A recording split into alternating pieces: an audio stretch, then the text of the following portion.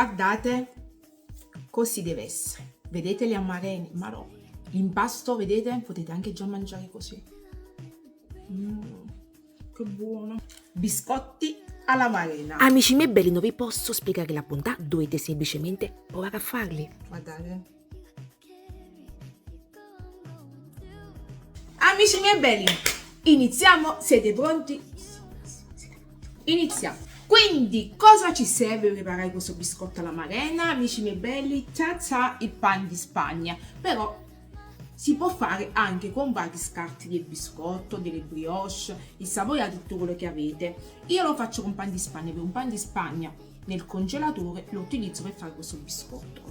Vado a tagliare, così, per lavorarlo meglio. Mamma mia, che profumo questo pan di Spagna. Ci sta, nel profilo la ricetta, Ma voi lo congelate il pan di Spagna? Vi ricordate che avevo fatto le delizia al limone? Ecco qua, vedi? Mi erano avanzati, quindi avevo congelati. Quindi pan di Spagna più questo, amici miei bene, in totale sono 500 grammi. E andiamo a mettere all'interno della planetaria, così. La frusta a K. Vai, velocità 1, si sbriciola, diventa tutta sbriciolosa. Guardate, così, Adesso andiamo ad aggiungere il cacao, però aspettate, non mentre sta in funzione, altrimenti vola tutto via. Andiamo prima il cacao, la polvere di cacao va dappertutto. Mentre lavora andiamo ad aggiungere le amarene, amici miei belli, biscotto all'amarena che ci deve stare, che da sta, le amarene, no? Quindi andremo ad aggiungere le amarene, quelle buone, Ecco qua. Aggiungo anche la confettura e aggiungo anche un po' di rum. Aggiungo. Adesso facciamo impastare, deve diventare un impasto bello compatto. Ecco qua, amici miei belli, ci avevo messo veramente 2 minuti, Ecco qua. Vedete? Sembra quasi una passafrolla, Cioè, guardate, se nell'aggiungere gli ingredienti vi dovesse risultare un po' troppo sbricioloso, nessuno vi vieta di aggiungere la confettura, il succo di amarena, quello che preferite. Casa mia, le amarene piace assai, proprio assai. Quindi che faccio? Faccio un po' di spazio qui centrale e che vado a mettere le amarene. Quindi aggiungo altre amarene qui al centro, ovviamente scolate, senza sugo. Chiudo così. Come dico sempre, le cose o si fanno come si deve o non si fanno proprio.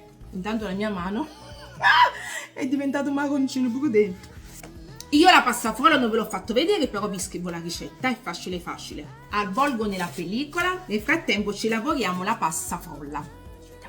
La frolla l'ho preparata il giorno prima e adesso la stendo ad uno spessore di 5 mm. Guardate che non si spezza la frolla, guardate. L'ho ritagliata in una forma rettangolare, ho spennellato con l'acqua, ma voi volendo potete anche spennellare con l'uovo. Si spennella con il liquido in modo tale che possa attaccarsi benissimo alla farcitura. Mo qua c'è la linea, quella là di chiusura, cerchiamo di far andare sotto, questo movimento, così andiamo a sigillare, che deve essere un tutt'uno. Avete visto come è facile, Maro, e come è buono? Aspettate, non finisce qua, Andiamo a schiacciare leggermente, un po' di farina sotto, se volete, così non si attacca. Spalmo sopra la glassa che avevo preparato precedentemente con albumi, zucchero a velo e un goccino di limone. Riscaldo un pochino la confettura della bicocca e faccio queste 3 strisce. Adesso andiamo a tagliare, che saranno 2 dita di spessore, regolatevi voi. Dai amici miei belli, abbiamo quasi finito. Maro, guardate come sono bellini, quanti amarene. E adesso forno, andiamo a cuocere. Amici, ecco qua. Il biscotto all'amarena è uno dei dolci top della pasticceria napoletana ed è intramontabile. Io l'ho fatto come piace a me, non secco ma bello umido all'interno, guardate là, guardate. Ma che ve lo dica a fa? Ma che ve lo dica a fa? Sofia, lo vuoi? Tieni. Sofia impazzisce per le amarene, quindi vi lascio immaginare. Biscotto all'amarena che non si fa così?